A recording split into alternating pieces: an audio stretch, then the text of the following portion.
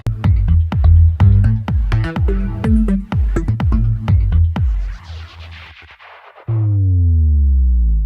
from Mamaroneck Self-Storage, located in the heart of the friendly village of Mamaroneck, offering self-storage facilities service for both business and personal use. This is Building Blocks for an Energy Efficient Home, a series of workshops designed to show homeowners how to make their homes more environmentally responsible, energy efficient, at the same time save money.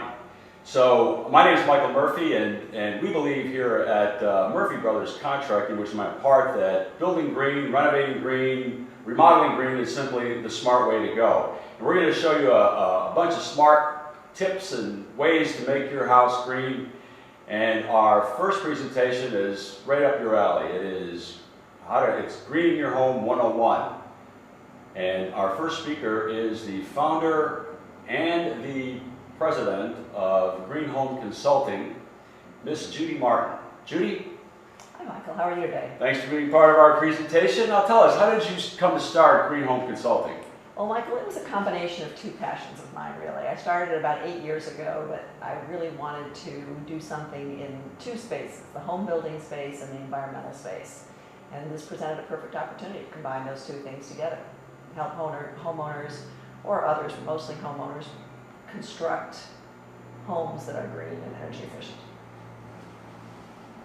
So should we start out with what we're going to cover today then? Creating sustainable homes, as we call it. We believe that every home can be more comfortable, healthier, and less costly to maintain and operate. And that even a pale shade of green can make a big difference for homeowners. You don't have to go and do every single possible thing. If you do some things, it will really help the environment and help you. This is an example that I put in here really just to start out our presentation of a very green home that we worked on in Harrison. We think that it shows a tremendous amount of style. The home is extremely comfortable, and yet it's extremely energy efficient. So we start out by understanding, though, your needs and your objectives. Some people want energy efficiency, some people want a less toxic environment. We need to understand what it is that you want to accomplish. And of course, what's your budget?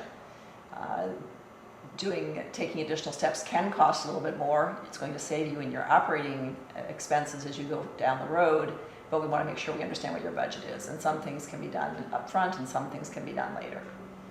So what are the elements of green?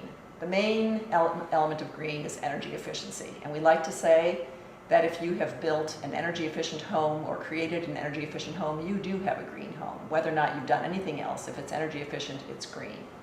We start out by focusing on the building envelope. We look at your HVAC or heating, ventilating, and air conditioning systems, and your electricity use. We also look at your water use, which includes looking at domestic hot water, as well as the ways that you can use water and that you can recycle water. And of course, green materials, as I mentioned. This chart shows the way that energy is used in the Northeast. And really, this is kind of the crux of the whole picture as far as we're concerned. Almost all the energy that you use in your home is used for heating and air conditioning. And frankly, it's for heating. If you think about what it's like here as we're coming up onto the winter time here in the area, about 6-7 months of the year you're heating.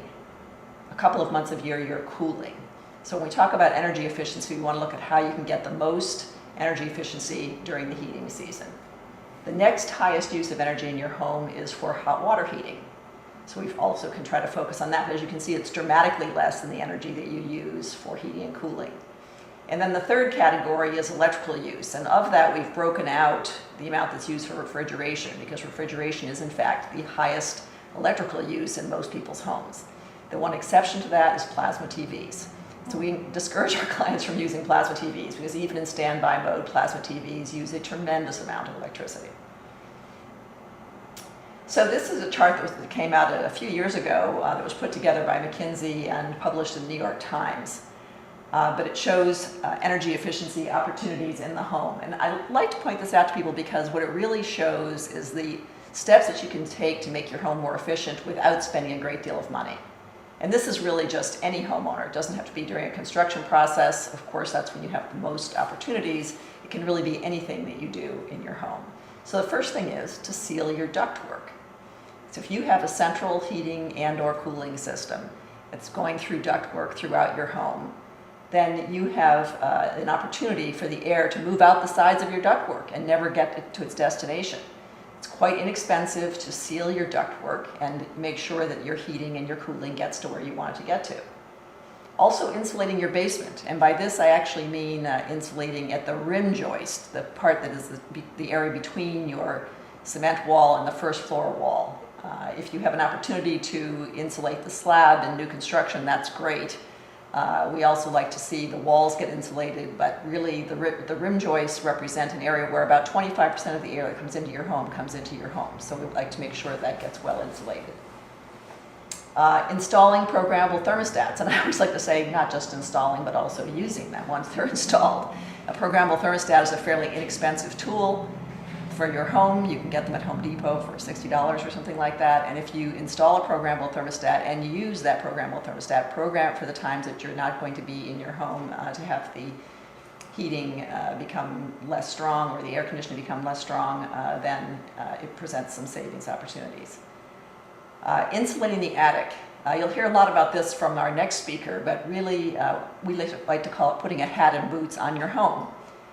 If you think about it, for a person, if you put a hat on, you're much warmer. The same thing happens in your home. If you put a hat on your home in the form of insulation in your attic, you will make your home significantly more comfortable. And so we've insulated the bottom at the rim joist, which stops the air coming in. Hot air rises, so it goes up and out the top of your home. If you put a cap on in the form of insulation, then you've stopped the air from coming in and you've stopped the air from moving up and out.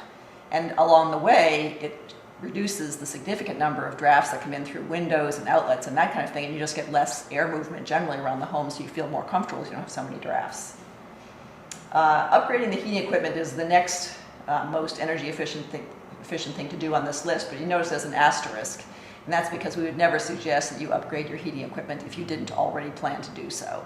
If your heating equipment is old and it's time to replace it, that's the time to move to much more efficient heating equipment, but you wouldn't just go out and replace it just for the heck of it.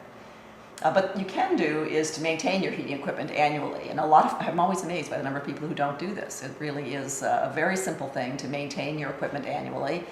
Your cooling equipment at the beginning of the cooling season, your heating equipment at the beginning of the heating season, and it adds to your efficiency of your system by changing all those filters and cleaning things.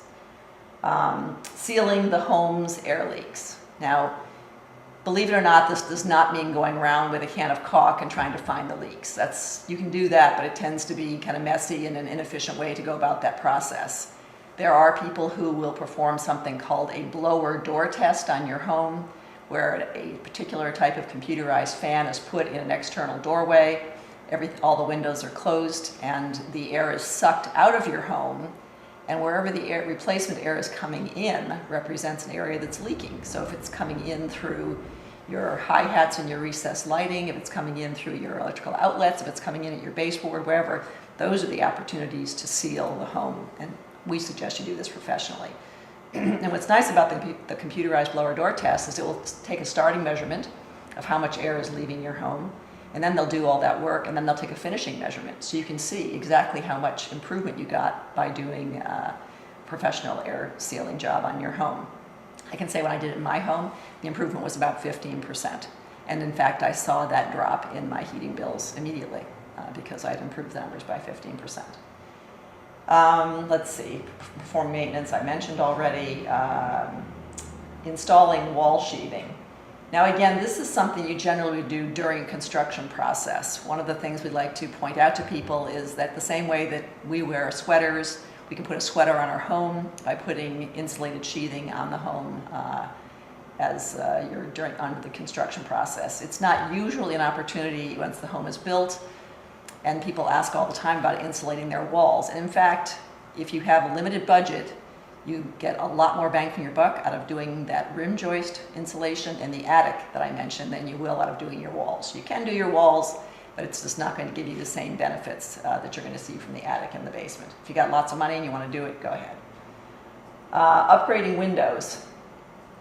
Interesting category because I can't tell you how many friends and potential clients say to me, oh, my windows are leaking, I want to change my windows. changing your windows is an extremely expensive proposition, and the payback is just not there.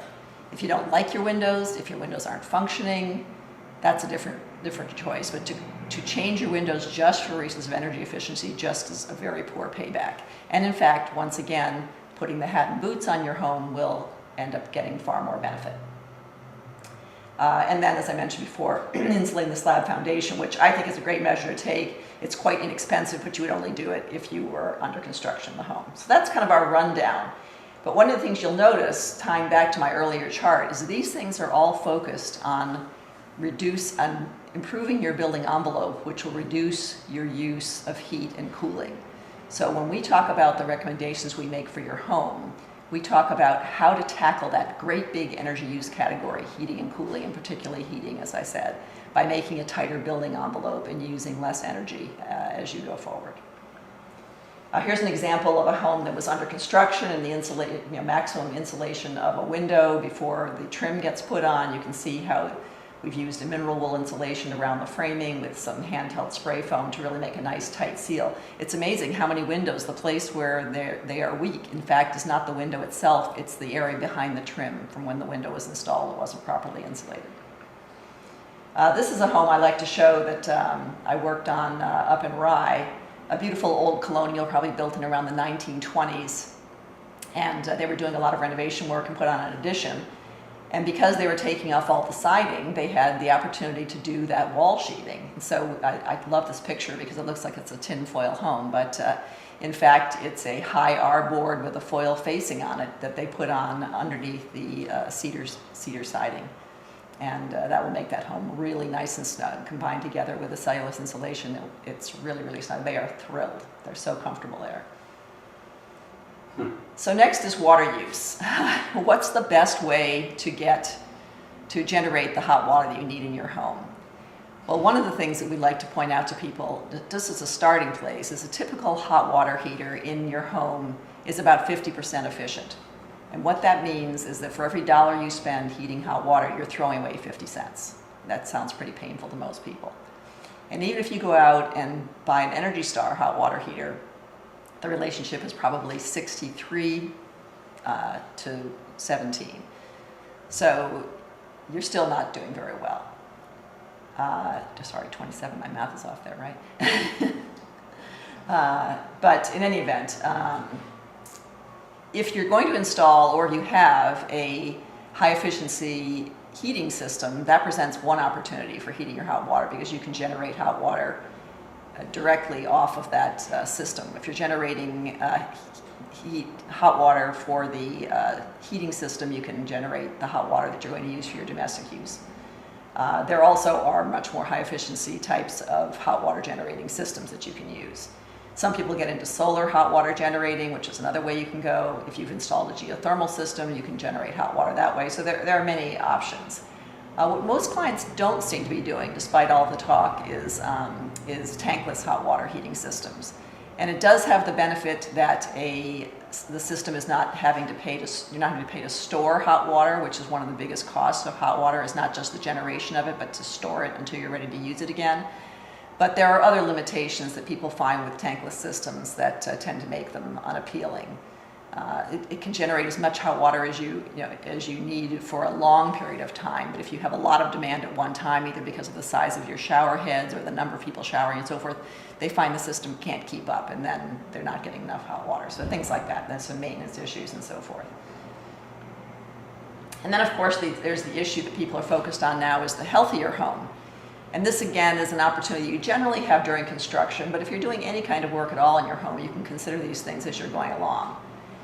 The idea is that if you're including less toxic products, that it's better for your children, it's better for any elderly people living in the home, and it's generally better for the long-term health of the family. And really, there are green materials available now in just about every single possible category, whether you start with plywood or sheetrock, caulks, sealants, paints, the carpeting, all kinds of things are available as green materials. So if you have the interest, you can make your home much less toxic. There also are a lot of finishing products. That's not an area that we get involved with, but people get interested in green bedding and green furniture and that kind of thing. So how do we work? We become part of the master planning stage, ideally. There are certainly plenty of times that we become involved in a project later on, but we ideally would become part of the project at the beginning. And we add the green element. So as the architect is designing whatever they want to design, because we're not there to change the architect's design, we look at those designs with an eye to green. We look at the scope of the project, we look at what things should be done now and must be done now if they're ever going to be done, and what things could be done later. For instance, I showed the picture of the sheathing on that house a few moments ago. That's something they had to do now. They're not going to take off all the siding somewhere down the road and suddenly put on new siding so they can put on the sheathing. At least they probably hope they're never going to have to do that. So that's something you would do now. But if you, for instance, don't want to put in such a high efficiency heating system now, you want to step back the efficiency, well, theoretically you could do that. And even though that's your key area, you could say, well, I just can't quite afford a 98% efficient boiler. I'd like to step back and do something that's a little less efficient now. In a few years, I'll replace it with something high efficiency. So those choices can be made.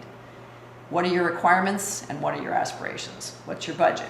And then, of course, there are some incentives from the state and also some federal tax credits for certain things that you would do. So those are always something that we help with and can point out and always worth considering to help reduce the cost of the project. So after the architect is finished with their plan, we would look over the plans and suggest some green alternatives for different elements. We might make some very minor changes to the design thing, like suggest a door at a certain place to help reduce airflow or something like that, but really we're not about changing the architect's design. But we would like to attend the regular meetings to help with developing that schematic. So the green elements are included, and that's beneficial to you as a homeowner because things that come up later on tend to either slow down the process or generate change orders, which are costly.